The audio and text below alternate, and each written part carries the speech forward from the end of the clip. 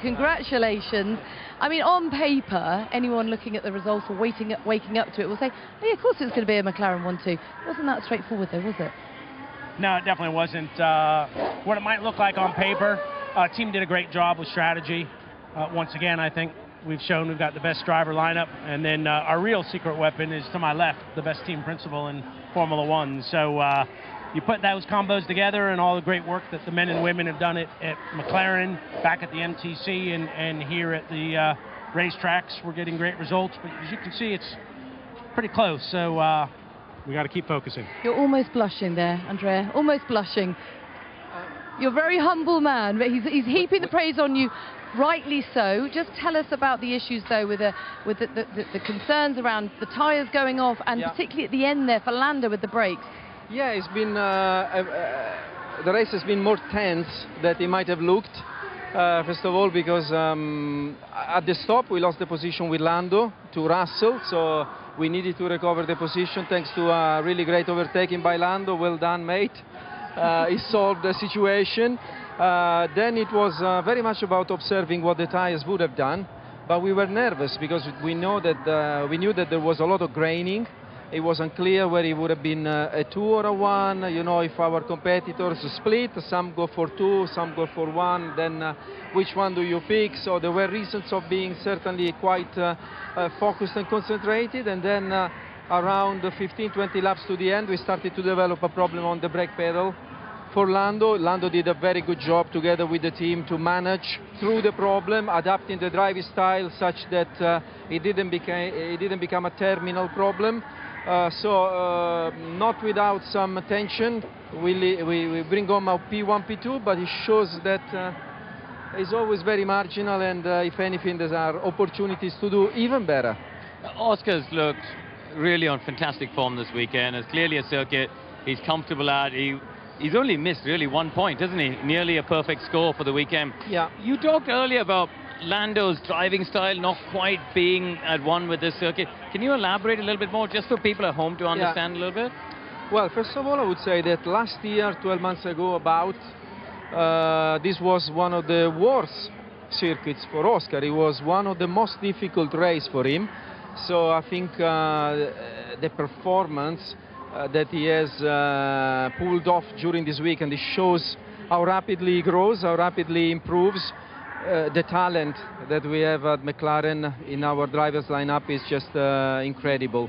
And when it comes to talent, on Lando's side, in order to use his talent, he does need the car to behave in a certain way, which here, because of the tires and because of the car to some extent, it was difficult to utilize. But he kind of acknowledged the situation, he improved through the weekend, and today he was very strong in the race, and I think without the problem on the brakes at the end, it could have been an interesting and even more tense end of the race for the Papaya team. Don't tell Zach that. You were stressed out enough. I hit the make the brakes not work so we don't have any more drama button.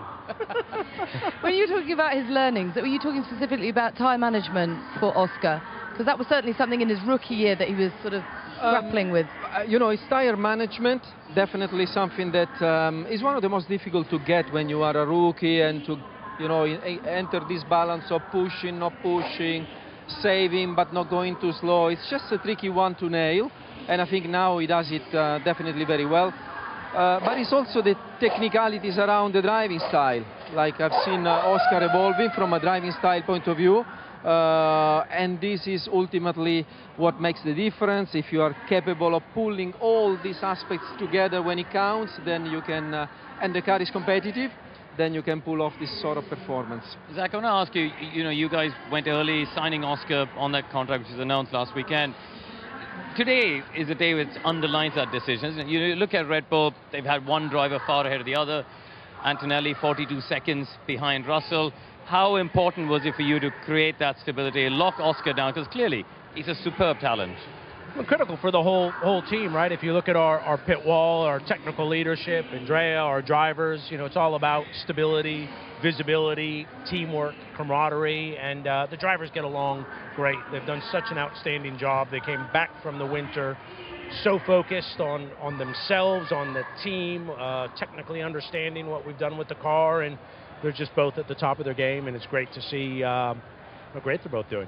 Andrea, finally, I was just going to ask you about some of your rivals. We saw Russell there in the fight early on, not quite there.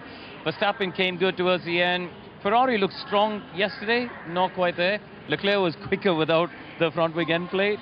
Where do you see your rivals? Do you think that what they say is true? McLaren do clearly have a tenth or two advantage over everyone? I think at the moment, based on the facts of the first two races, we look like in good shape. I think here our advantage wasn't more than what you say, maybe a tenth or two, which is not very much, and it shows that we need to keep improving the car. That's certainly the message to the entire team. We don't sit on the laurels, we just want to keep improving our car, our operations, and I think Formula One is in an incredible state with 4 teams that can win every single race all the time, so it's entertaining, and we look forward to more races where there's tight competition, but hopefully the papaya car can prevail, even if by a couple of tenths. Okay, so with that in mind, how do you think you'll fare in Japan? Let me ask the guy who runs the racing team, how are we going to do in Japan? How are we going to do in Japan? I would imagine we'll do pretty well. I mean, as Andrea said, I think that the top 4 teams, there's nothing in it. Lewis strode brilliantly yesterday in the sprint. You saw how fast he was. He pulled away. So I think we got to go into every weekend knowing that there's 4 teams that can win. It's great that we're one of them, but we're historically good in Japan. So it's such an epic circuit as well, isn't it? It's a great circuit. So Formula One, I think what we have predicted is this is going to be an epic season, and I think that's what we're starting to see. Great stuff. Well done today. Thank you very much for your time. We'll let you go and celebrate. All right. You deserve it. Thanks, everyone. Thank you.